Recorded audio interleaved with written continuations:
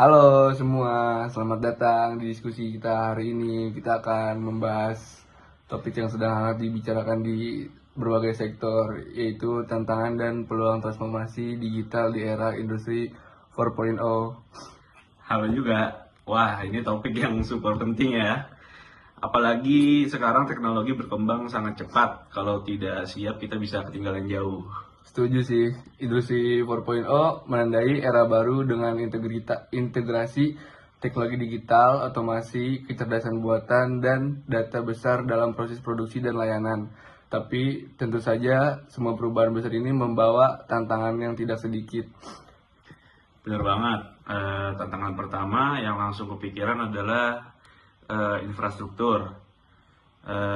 Infrastruktur digital yang belum merata. Masih banyak daerah, terutama di wilayah yang tertinggal, yang terdepan dan yang tertukar, yang belum punya akses internet yang memadai. Benar sih, itu masalah yang sangat serius karena tanpa konektivitas, transformasi digital cuma bisa dinikmati segelintir orang.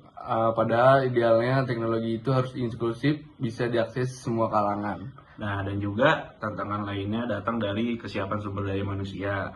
Banyak pekerja yang belum punya keterampilan digital, bahkan ada yang takut kehilangan pekerjaan karena digantikan mesin atau sistem otomatis.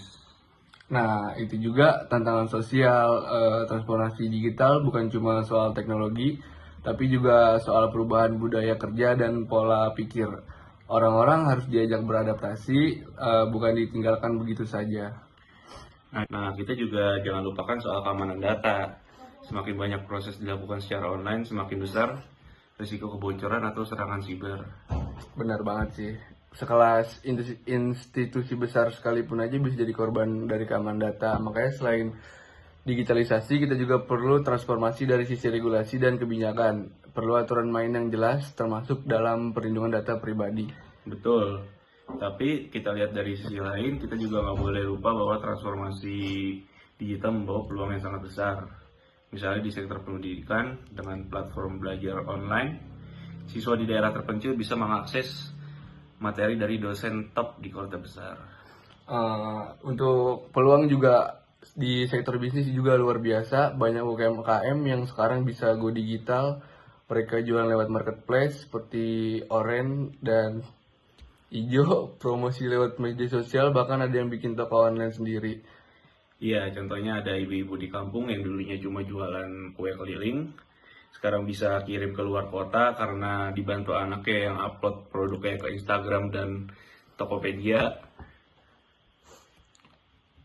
Itu salah satu contoh nyata sih, industri besar pun sekarang banyak yang pakai AI, machine learning, dan IoT untuk meningkatkan efisiensi produksi. Mereka bisa memprediksi kebutuhan pasar, meminimalkan kerugian, bahkan mengatur stok secara otomatis. Nah, jangan lupa transformasi digital juga membuka lapangan kerja baru. Ada profesi yang dulu nggak ada, kayak data analis, digital marketing spesialis, cyber security expert, dan bahkan content creator.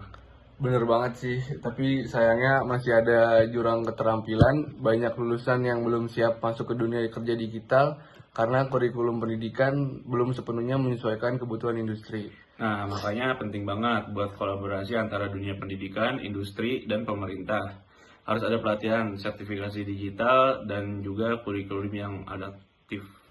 Lalu untuk peran ya masyarakat juga nggak kalah penting. Masyarakat juga harus punya peran. Kita semua harus punya kemauan untuk belajar dan belajar hal baru karena perubahan akan terus berjalan. Ya, jadi mungkin kesimpulannya transformasi digital di era industri 4.0 itu seperti dua sisi mata uang. Di satu sisi ada tantangan, infrastruktur, SDM, keamanan data. Dan juga di sisi lain ada peluang yang luar biasa.